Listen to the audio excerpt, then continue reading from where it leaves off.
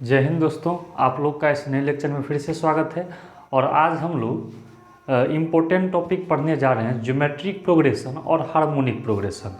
तो आज हम लोग सीक्वेंस एंड सीरीज के दो टॉपिक को कवर करेंगे। और आपको पता होना चाहिए जीपी से मैक्सिमम क्वेश्चन पूछे जाते हैं, ठीक है। तो आइए, जितने भी कॉन्सेप्ट है उसको हम लोग जल्दी से सीखने का कोशिश करते हैं। और आप लोग को जितना भी फार्मूला बताया जाएगा आप कोशिश करें उनका शॉर्ट नोट्स बना करके और याद भी करते चले, क्योंकि अब आपके पास समय कम है और जेई मेंस का भी आपका फॉर्म का डेट आ चुका है, ठीक है। तो आप जेई मेंस हो, एनडीए हो, एयरफोर्स हो, नेवी हो, आपको हर एक कॉम्पिटिटिव एग्ज़ाम के लिए ये आपको हेल्पफुल रहेगा। ओके, चलिए हम लोग अब देखते हैं। तो सबसे पहले हम लोग देखते हैं ये है क्या। हम लोग जो पढ़ने जा रहे हैं ये आपका है ज्योमेट्रिक प्रोग्रेशन। ज्योमेट्रिक प्रोग्रेशन जिसको आप लोग जीपी के नाम से जानते हैं ना। तो पहले जीपी है क्या, व्हाट इज जीपी, कैसे समझेंगे कोई सीक्वेंस जीपी में। तो मान लीजिए जैसे कोई अगर नंबर दिया है A1 A2 A3 A4 dot dot dot dot AN। देखिए कोई लगातार नंबर है, ये जीपी में कब होगा, चलिए गौर करेंगे जीपी में कब होगा। तो देखो जीपी में क्या कंडीशन है, आपको एपी से पहले बताए थे, जो किसी भी टर्म में से प्रीसीडिंग टर्म घटाने पे कांस्टेंट होगा। लेकिन आपको ज्योमेट्रिक प्रोग्रेशन में क्या है कि किसी भी टर्म को प्रीसीडिंग टर्म से डिवाइड कीजिए, और डिवाइड करने पर जैसे अगर कांस्टेंट आता है, जैसे A2 को A1 से किए, है ना, A3 को अगर हम A2 से किए, या A4 को अगर हम लोग A3 से किए, तो देखिए किसी भी टर्म को अगर प्रीसीडिंग टर्म से डिवाइड करने पे अगर सब में कांस्टेंट आता है, एक समान चीज़ आता है, तो हम लोग कह देंगे वो किस में हो जाएगा, जीपी में। और बाबू इसमें एक चीज़ ध्यान रखना, यहाँ तो डिवाइड करने पे कांस्टेंट आया है, तो बट्टा का मतलब जस्ट लाइक रेशियो है। तो यहाँ जो कांस्टेंट होगा तो लिखते हैं this constant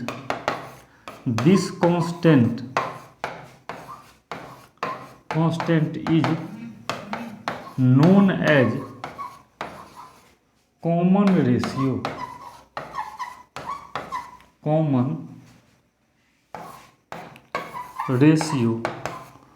of GP and it is denoted by are.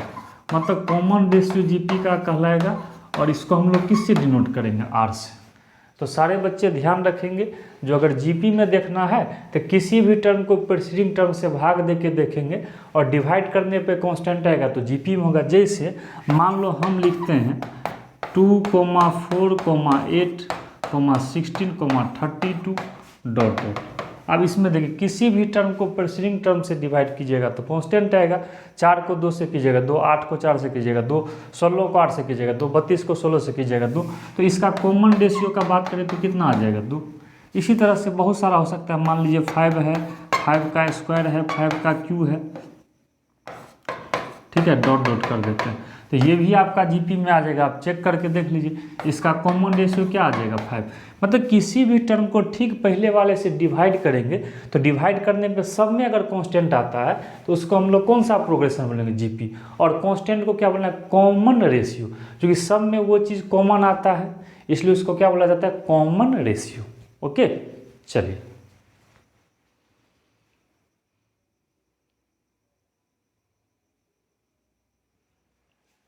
आइए अब हम लोग कंसेप्ट को यहाँ से आगे बढ़ाते हैं, और सबसे पहले कुछ पॉइंट्स को हम लोग फॉलो करते हैं। देखिए अब कुछ आपको पॉइंट हम ये बताना चाहते हैं, कुछ इम्पोर्टेंट पॉइंट्स है, इसको आप लोग ज़रा सा ध्यान देंगे। इम्पोर्टेंट पॉइंट्स, तो देखो पॉइंट नंबर हम फर्स्ट बताना चाहते हैं, अगर आपको कॉमन रेशियो लाना है ना, कॉमन रेशियो किसी भी जीपी का, तो आप क्या करोगे, खुद से आप कर सकते हो। एनी टर्म मतलब कोई भी टर्म ले लेंगे, है ना, और डिवाइडेड बाय में क्या करेंगे, प्रीसीडिंग टर्म। मतलब किसी भी टर्म को ठीक पहले वाले टर्म से अगर हम डिवाइड कर देंगे तो वो हम लोग का क्या दे देगा, कॉमन रेशियो। जैसे T2 ले ले तो T2/T1, T3 ले ले T3/T2, किसी भी टर्म को ठीक पहले वाले से डिवाइड करेंगे, इसी से क्या आ जाएगा, कॉमन रेशियो। चलिए इसके बाद अगर हम लोग बात करें इफ़, ये देखिए सेकेंड नोट भी इम्पोर्टेंट है, if A is first term and R is common ratio then GPR। देखिए अगर फर्स्ट टर्म A है, कॉमन रेशियो R है, तब अगर GP लिखना है तो आप GP ध्यान रखिएगा, A से स्टार्ट करेंगे और R से इसको मल्टीप्लाई करते हुए आगे बढ़ेंगे, है ना। इस तरह से आप GP खुद से लिख सकते हैं, आप चेक भी कर सकते हैं, चेक करने पे किस में आ जाएगा, जीपी में। तो फर्स्ट टर्म ए है, कॉमन रेशियो आर है, जीपी लिखना है तो ए से स्टार्ट कीजिए और आर से मल्टीप्लाई करते चलिए, ठीक है। तो इस 2 पॉइंट को आप लोग ध्यान रखेंगे, जितना भी फार्मूला डिराइव होगा ये इसी से डिराइव होगा। जैसे अभी आपको हम जस्ट बताने वाले हैं जीपी का एनएस टर्म। चलिए आगे बढ़ते हैं। देखिए अब हम लोग जीपी के एनएस टर्म को जानने वाले हैं, है ना। चलिए तो अब आपको हम बताने वाले हैं यहाँ से nth term of GP, GP का जो है nth टर्म क्या होगा। चलिए तो आप लोग को सीधे मैं बता देता हूँ, Tn बराबर ये हो जाएगा a इंटू आर का पावर n-1। सारे स्टूडेंट ध्यान रखेंगे, जहाँ पर a आपका फर्स्ट टर्म है और r आपका क्या है, कॉमन रेशियो। जहाँ पे आपको ध्यान रखना है वेयर a बराबर तो आपको पता ही है हर जगह क्या लिया जाता है, तो फर्स्ट टर्म, ओके, और r बराबर क्या लिया जाता है, कॉमन रेशियो। तो फार्मूला जब याद रखिएगा ना तब क्वेश्चन बनाने में मन लगेगा। n है नंबर ऑफ टर्म, तो जीपी का nth टर्म लाना है तो a गुने r का पावर n-1, ठीक है। इसके बाद आते हैं हम लोग sum of n term of GP. देखिए जीपी में nth टर्म का सम, ये देख लीजिए, मतलब एस एन, सम मतलब क्या, एस एन। तो देखो इसका 2 फार्मूला आता है, a into 1 minus r n by 1 minus r. इसको तब लगाना है जब कॉमन रेशियो 1 से छोटा हो, है ना। जब चूँकि 1 माइनस का मतलब 1 से छोटा हुआ, तो जब कॉमन रेशियो 1 से छोटा हो तो ये लगाना है, या जब कॉमन रेशियो अगर 1 से बड़ा होगा तो इसी में माइनस कॉमन कर लीजिए, तो आर एन माइनस 1 और नीचे भी क्या हो जाएगा, आर माइनस 1। इसको कब लगाना है, जब कॉमन रेशियो 1 से बड़ा रहे। समझ में आ गया। कब 1 से छोटा रहे तो ये फार्मूला, और 1 से बड़ा रहे तो ये फार्मूला, ओके। तो आप लोग इस तरह से जीपी का एसएन ला सकते हैं, ओके। चलिए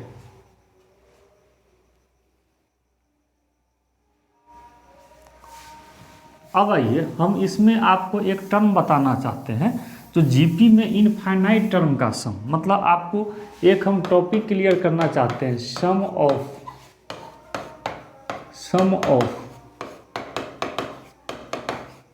इनफाइनाइट टर्म ऑफ जीपी, है ना। जीपी में जो हम लोग जानना चाहते हैं इनफाइनाइट टर्म का सम। तो देखो मतलब आपको एस इन्फिनिटी लाना है, तो आपको ध्यान रखना है a y divided by 1 minus r, उसी से एस एन से ही ये आ जाता है। तो देखिए क्वेश्चन में देखना पड़ेगा, जो अगर इनफाइनाइट टर्म का सम है तो एस इन्फिनिटी बराबर क्या फार्मूला होगा, ए बाय 1 माइनस आर। और आपको पता है ए है फर्स्ट टर्म, आर है कॉमन रेशियो, ओके। तो इस फार्मूला को ध्यान रखेंगे। अब इसमें एक हम जीपी में आपको कंसेप्ट देते हैं, सिलेक्शन ऑफ टर्म, है ना। ये थोड़ा सा समझना है, जीपी में टर्म का सिलेक्शन कैसे करेंगे। जैसे एपी में भी आपको बताया गया था, कभी कभी इसका यूज़ हो जाता है, इसको भी देखना है। तो जैसे फर्स्ट में लिखते हैं ऑड नंबर ऑफ टर्म, हम लोग देखने वाले हैं odd number of term are taken as. देखो तो इसमें क्या करना है, ए कर देना है, आगे आपको मल्टीप्लाई आर, किससे, आगे आर से मल्टीप्लाई करना है और पीछे आर से क्या करना है, डिवाइड, ठीक है।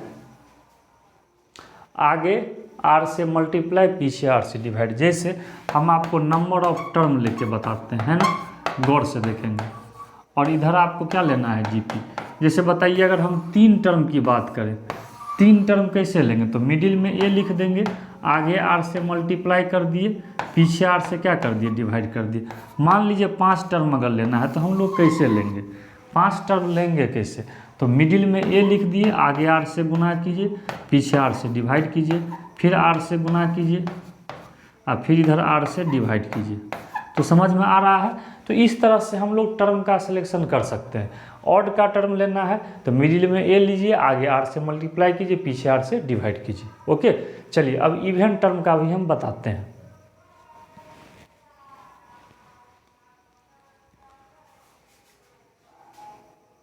चलिए ये तो था ऑड का, अब हम आपको इवन का बता रहे हैं। ठीक है, तो देखिए इवन वाले में क्या करना है।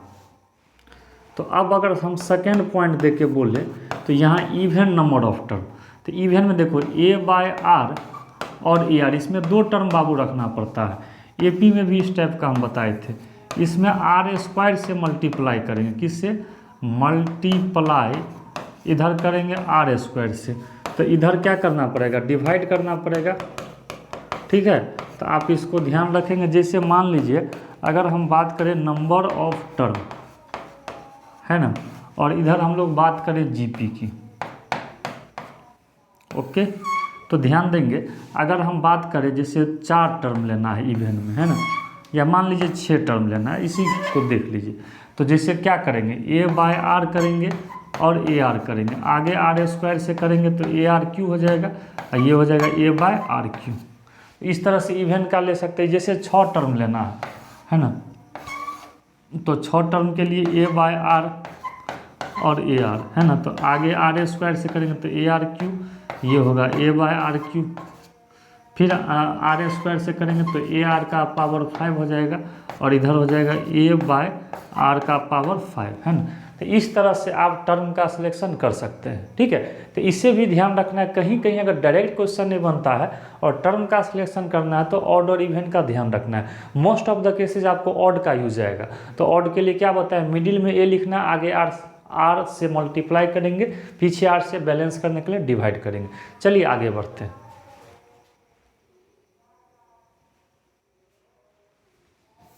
अब आइए, तो आपका जीपी आप आसानी से इतने कॉन्सेप्ट को याद रखते हैं तो आपको क्वेश्चन बन जाएगा। अब थोड़ा सा हम लोग एचपी को देख लेते हैं। देखो अब हार्मोनिक प्रोग्रेशन है क्या, एचपी मतलब इसको फुल फॉर्म लिख देते हैं, हार्मोनिक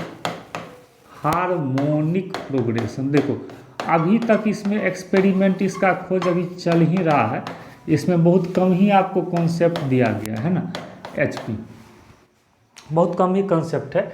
जैसे मान लीजिए A1 A2 A3 dot dot AN, है ना, ये आपको एचपी में कब होगा, are in HP.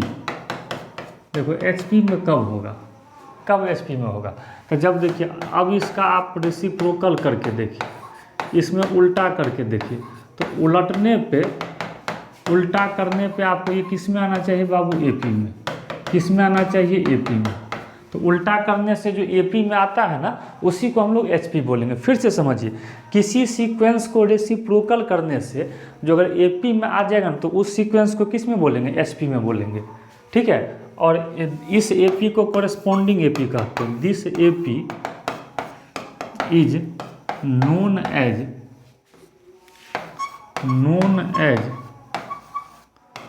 Corresponding AP. देखिए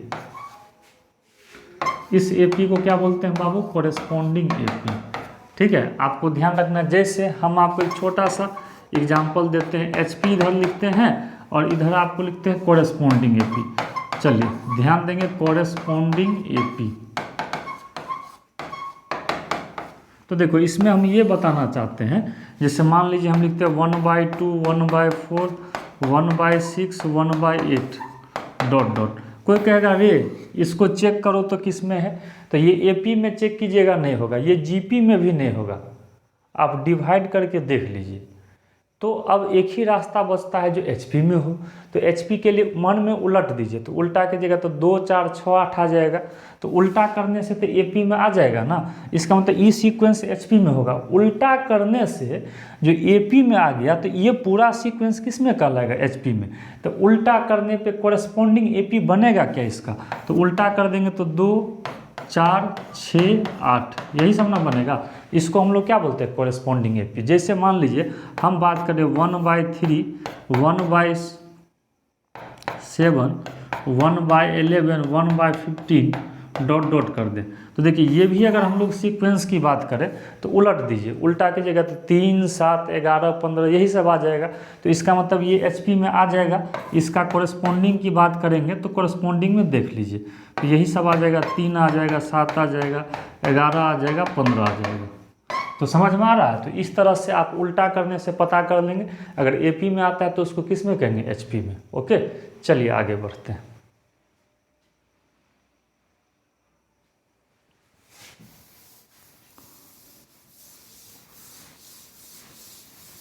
चलिए अब आपका टर्म आने वाला है, इसमें बस एक ही आपको भी पढ़ना है, nth टर्म ऑफ HP। इसमें SN का फॉर्मूला का खोज नहीं हुआ है, इसलिए केवल TN पर ही हम लोग ध्यान देंगे। तो देखिए HP का nth टर्म तो ध्यान रखना है, तो जस्ट लाइक AP का उल्टा हो गया। तो AP का TN होता है A + n-1 इंटू D, उसी को उलट दीजिए, रेसिप्रोकल कर दीजिए। तो 1 बाय क्या हो जाएगा, A + n-1 इंटू D। तो चलिए सारे बच्चे ध्यान रखेंगे, ये आपका HP में TN का फॉर्मूला हो गया 1/A + n-1 इंटू D। जैसे एक छोटा सा हम क्वेश्चन देते हैं, find 20th term of 1/3 1/5 1/7 dot dot. पहले चेक कर लीजिए। तो चेक करने के क्रम में जो है ना, जहाँ पे ये ध्यान रखना है, ये जो होगा ये होगा आपको फर्स्ट टर्म, लेकिन फर्स्ट टर्म किसका होगा, कोरेस्पॉन्डिंग AP का। तो लिखते हैं first term of corresponding AP, इस चीज़ को ध्यान रखेंगे। और D तो कॉमन डिफरेंस होगा, तो CD समझिएगा, C से कॉमन, D से डिफरेंस। लेकिन ये किसका होगा, सो ध्यान दीजिएगा, ऑफ कोरेस्पॉन्डिंग AP, है ना। तो देखिए सबसे पहले इसको मन में उलट करके देख लीजिए। तो पहले कोरेस्पॉन्डिंग AP लिख लीजिए, है ना। इसके बाद आप फार्मूला पे इसको पुट करेंगे। तो कोरेस्पॉन्डिंग AP की अगर बात करेंगे तो उलट देंगे तो क्या हो जाएगा, 3 हो जाएगा, 5 हो जाएगा, 7 हो जाएगा, डॉट डॉट। तो ये तो AP में आ जाएगा। तो कौन सा टर्म, 20वां टर्म। तो चलिए HP में है, उल्टा करने पे AP में आया, मतलब किस में, HP। तो HP का फार्मूला यही ना होगा, 1/A + n-1 इंटू D। जी हाँ, यहाँ से हम लोग चाहें तो A का वैल्यू आपका 3 हो गया, प्लस T 20 है तो N के जगह 20 ले लेंगे, तो 20 - 1 और 2 का कॉमन डिफरेंस है। ओके, तो यहाँ से आप चाहें तो सिंप्लीफाई कर सकते हैं। 20 में से 19, तो 19 दूना 38 और 3, तो 8 3 11, 38 3 हो जाएगा 41। ठीक है, तो इस तरह से ये आपका हो गया आंसर। ओके, तो HP को ध्यान रखना है। अब आइए हम लोग GP पे कुछ प्रीवियस ईयर क्वेश्चन को देखते हैं। चलिए अब हम लोग आते हैं कुछ PYQ प्रीवियस ईयर क्वेश्चन को देखते हैं, जो GP का क्या लेवल रहता है। ओके,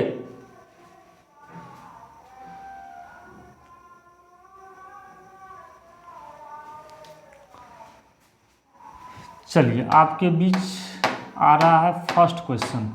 ओके, जरा सा देखते हैं, ये आपका फर्स्ट क्वेश्चन आ रहा है। तो चलिए जरा सा ध्यान देंगे, यहीं से आपका क्वेश्चन स्टार्ट है। चलो मैं इसका सॉल्यूशन करता हूँ, आप लोग जरा सा ध्यान से देखना इसको किस तरह से बनाना है। देखिए, if 3rd 8th and 13th term of GPR PQR, देखिए दिया हुआ है तो उसको आप लोग लिख लेंगे।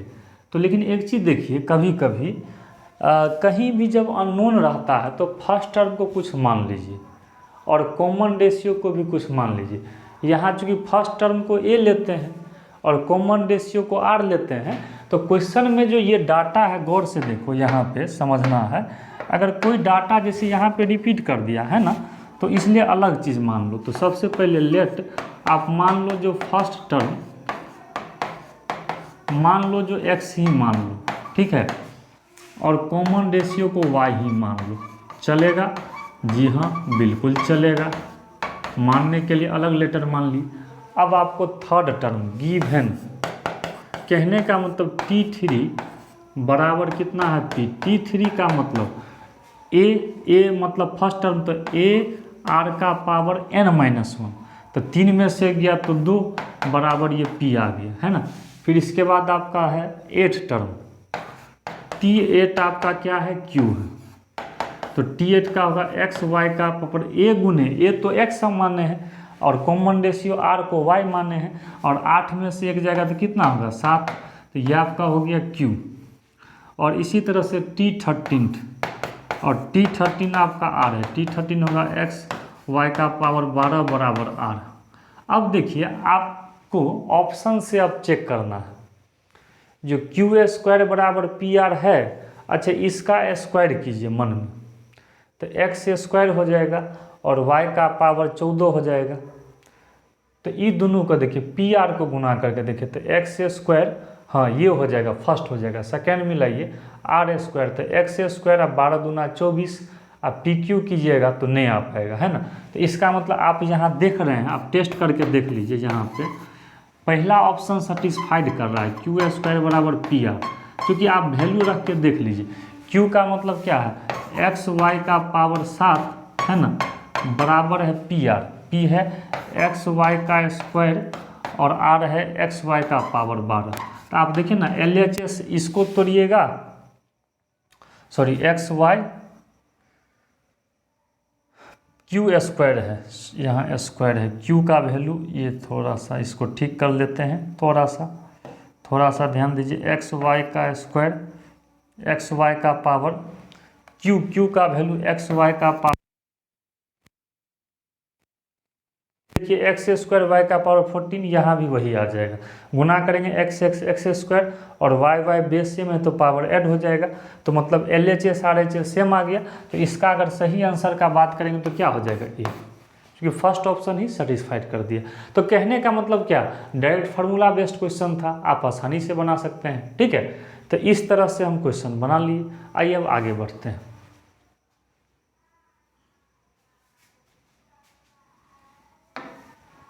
अब आइए अगला क्वेश्चन आपका क्या है, तो नेक्स्ट क्वेश्चन आपका ये कर रहा है सम ऑफ फर्स्ट एन टर्म, अच्छा फर्स्ट 1 से n टर्म तक का सम है। तो लेकिन दिक्कत देखो क्या है, ये क्वेश्चन देखने में आपको लग रहा होगा जो फार्मूला पे है, लेकिन समझने का कोशिश कीजिए, बहुत अच्छा क्वेश्चन है। 15/16 ये टोटल आपका कितना है, n टर्म, गौर कीजिएगा बनेगा कैसे। अभी आप चेक कीजिए जीपी में नहीं है, तो नहीं है तो इसको इस तरह से बनाइए ना, 1/2 रहने दिए है ना, इसको आप लिख लीजिए 1 - 1/4, ठीक है। आप इसको भी लिख सकते हैं, फर्स्ट टर्म को भी चाहे तो आप 1 - 1/2 लिख सकते हैं, बात तो वही होगा। इसको इसे लिख सकते हैं, इसको आप लिख सकते हैं 1 - 1/8, आप घटा के देख लीजिए 7/8 आ जाएगा। इसको आप लिख सकते हैं 1 - 1/16, है ना, हाँ अब ठीक है। एंटर, देखो फिर से गौर से समझो, इसको 1 - हाफ लिख लिए, इसको 1 - 1/4 कीजिएगा आ जाएगा, इसको घटाइएगा आ जाएगा, इसको घटाइएगा आ जाएगा। अब क्या कीजिए, जितना भी फर्स्ट टर्म है उसको एक साथ कीजिए। तो कहने का मतलब 1 + 1 + 1 + .1 है ना, माइनस, और इसको हम एक साथ करेंगे तो 1/2 + 1/4 + 1/8 + ... है ना, ये n2। अब आप लोग गौर करेंगे क्वेश्चन पे, तो यहाँ से एक को n बार जोड़ेंगे तो ये क्या हो जाएगा n, और ये बाबू जीपी में है एंटर, तो जीपी में फार्मूला क्या होता है a, तो a हो गया हाफ, कॉमन रेशियो 1 से छोटा है तो 1 - Rn, तो 1/2 का पावर ये n, ओके। यहाँ ब्रैकेट हम बदल देते हैं और बट्टा होगा 1 - R, ठीक है। तो अब हम इसको सिंप्लीफाई करेंगे, फिर से समझिए, ये जीपी में था तो जीपी का एसएन पढ़े थे, a × 1 - Rn ए मतलब first term 1 minus R, common ratio मन में निकालिए, तो इसको इससे डिवाइड कीजिएगा तो हाफ आएगा, या इसको इससे भी कीजिएगा तो हाफ आएगा, तो आर का पावर n बट्टा 1 माइनस आर। अब चलिए इसको सिंप्लीफाई करते हैं।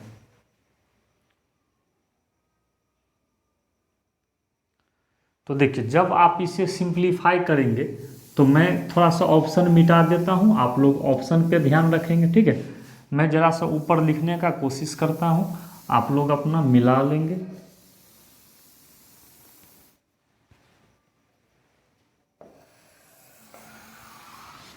चलिए तो यहाँ से ये क्या आ जाएगा, n हो गया, और यहाँ से हाफ, और इसको जब आप अलग करते हैं तो 1 माइनस 1/2 का पावर n, एक का पावर कुछ भी कीजिएगा तो वही होगा, 1 में से हाफ जाएगा तो हाफ, तो ये तो आपका टर्म कैंसिल ही हो गया। तो n माइनस ये 1 माइनस, इसको आप ऊपर कर सकते हैं, ओके। अब आप ब्रैकेट से मल्टीप्लाई करेंगे तो ये आ जाएगा। अब इसको आप सजा के भी लिख सकते हैं, जी हाँ, तो यही आपका आंसर हो गया। तो शायद ऑप्शन आप मिलाएंगे तो इसका शायद सी नंबर आंसर आ जाएगा, ठीक है। कुछ नहीं किए, 2 का पावर n ऊपर जाएगा तो पावर निगेटिव हो जाएगा, ब्रैकेट में माइनस से गुणा कर दिया और इसी को अरेंज करके लिख लिए, ओके। आप ऑप्शन देख भी सकते हैं, आपको देख लीजिए। देखिए यहाँ से ये नेक्स्ट था, तो ये ऑप्शन यहाँ से हाँ इरेज हो चुका है, आप ऑप्शन मिला लेंगे, ठीक है। चलिए अब हम लोग नेक्स्ट क्वेश्चन पे बढ़ेंगे।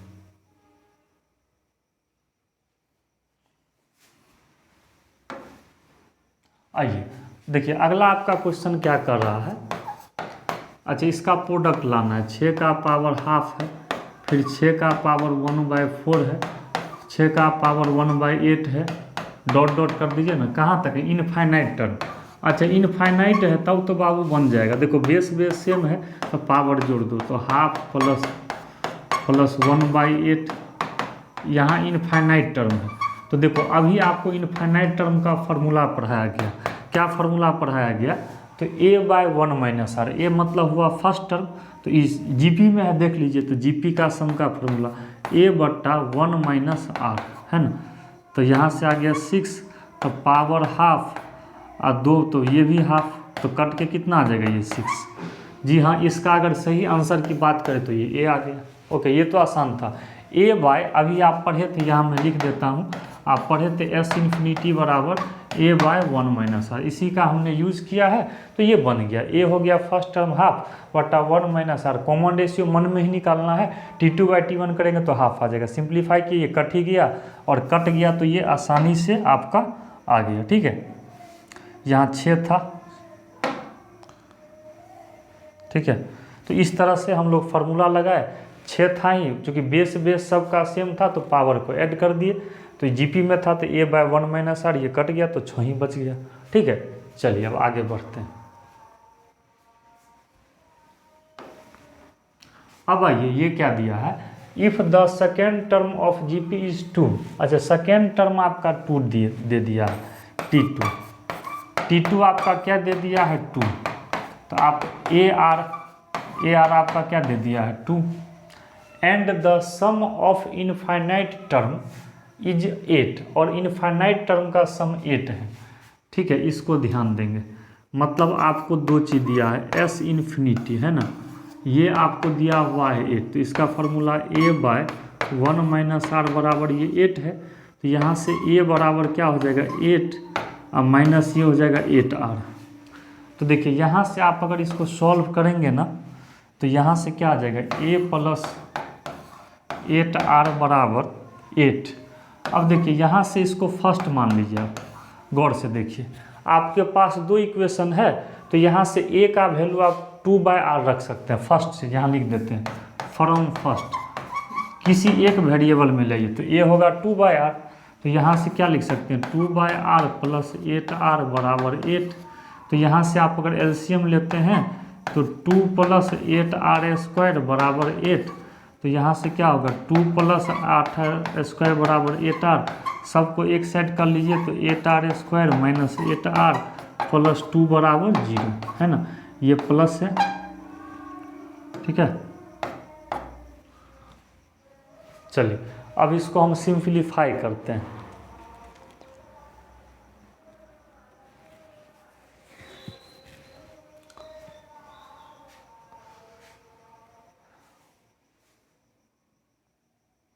चलिए, तो इसको जब हम सिंप्लीफाई करेंगे तो ध्यान से देखिएगा, मैं इधर इरेज कर रहा हूँ। जब इसको सिंप्लीफाई करेंगे तो सिंप्लीफाई करने पर आपका यहाँ से आ क्या जाएगा, तो 2 अगर कॉमन कर लेते हैं तो 4r² माइनस 4r प्लस 1 बराबर 0 है ना।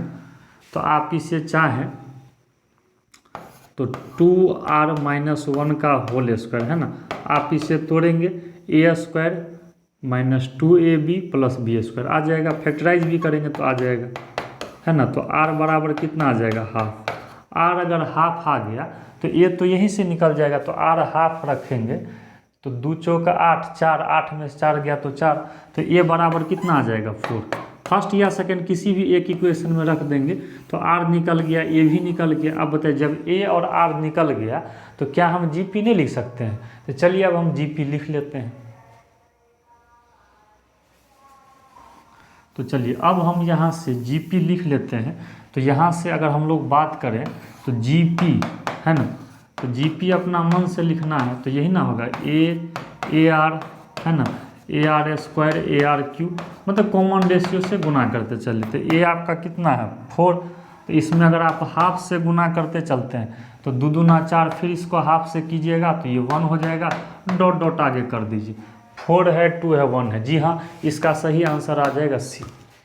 तो इस तरह से देखिए ये भी आसानी से बन गया, देख रहे हैं। तो अगर फार्मूला याद है तो आप आसानी से बना सकते हैं। ओके, चलिए आइए। तो इस तरह से आपका जो है, इस तरह से आज आपका जो सेशन था इसमें कुछ आप लोग को हमने क्वेश्चन भी करवाया, ठीक है। तो आज का क्लास हम लोग यहीं ख़त्म करेंगे, फिर हम लोग अगले लेक्चर में मिलेंगे तो फिर कुछ नए कॉन्सेप्ट को सीखेंगे।